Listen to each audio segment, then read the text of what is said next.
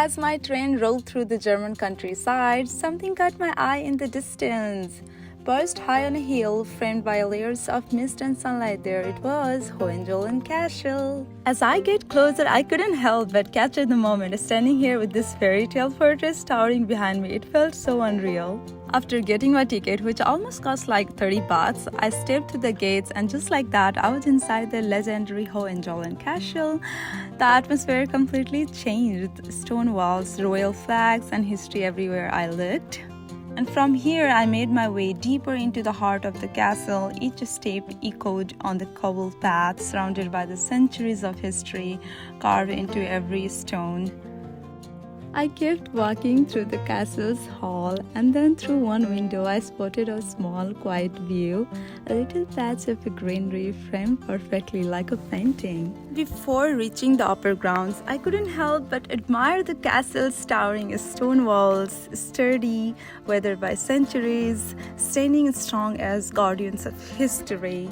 Then I reached the upper part of the castle, and this was the breathtaking view right before stepping inside, a perfect moment to pause and take it all in.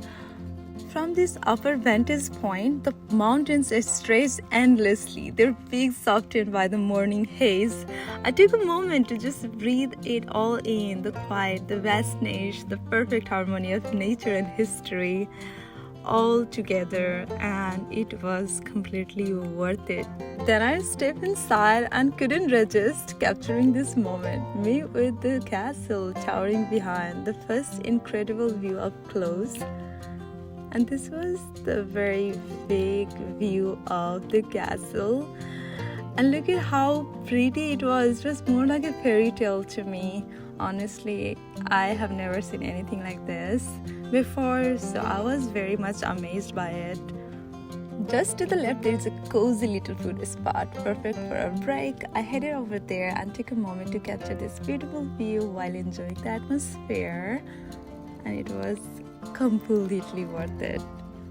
Then I took some time to walk around, soaking in every detail and the peaceful vibe of this incredible place. Ever wonder what could be hidden inside a place like this? The art, the history, the stories these walls could tell. I was about to find out. Inside the walls are like a gallery of royal history, covered in detailed paintings, noble portraits, and intricate crests. The architecture is just as impressive. Soaring ceilings, arched doorways, and carved stonework that speaks of elegance and power.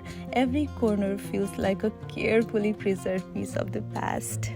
Then I stepped into what was likely the dining room, where royalty once gathered for meals. You can almost imagine the grand diners, the candlelight, and the echoes of conversation from centuries ago. Next, I enter what seems to be the king's living room. It was richly decorated with elegant furniture, velvet drapes, and golden details. The atmosphere felt warm yet regal, like a space made for both power and comfort. You could almost picture the king seated by the fireplace, discussing matters of state or enjoying a quiet evening surrounded by luxury. The walls were lined with portraits, historic scenes, and intricate patterns, each detail reminding you that this was not just a living space, it was a symbol of royal identity.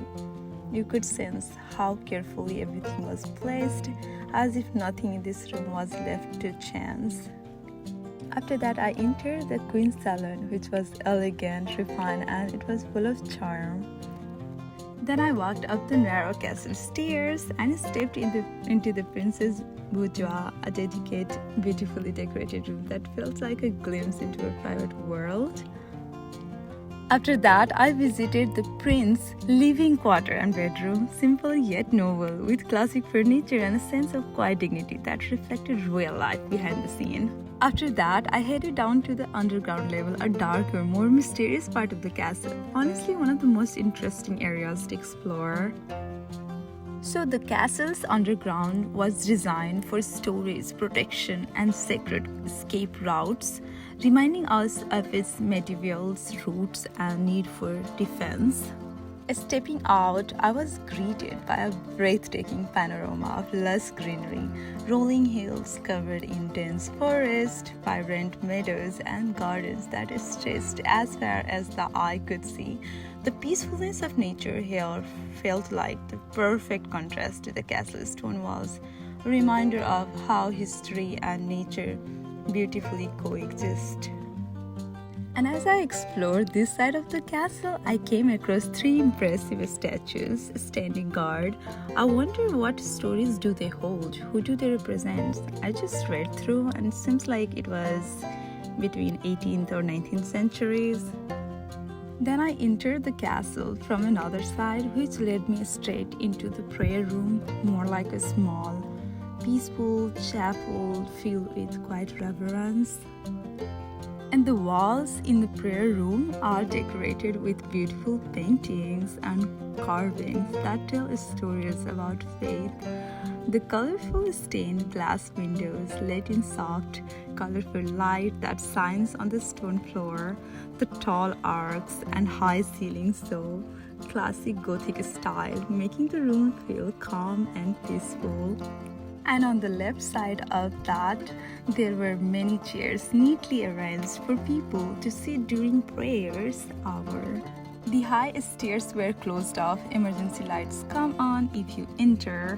After the tour, I met a really cool guy from Belgium while exploring. It's always great to connect with fellow travelers, honestly.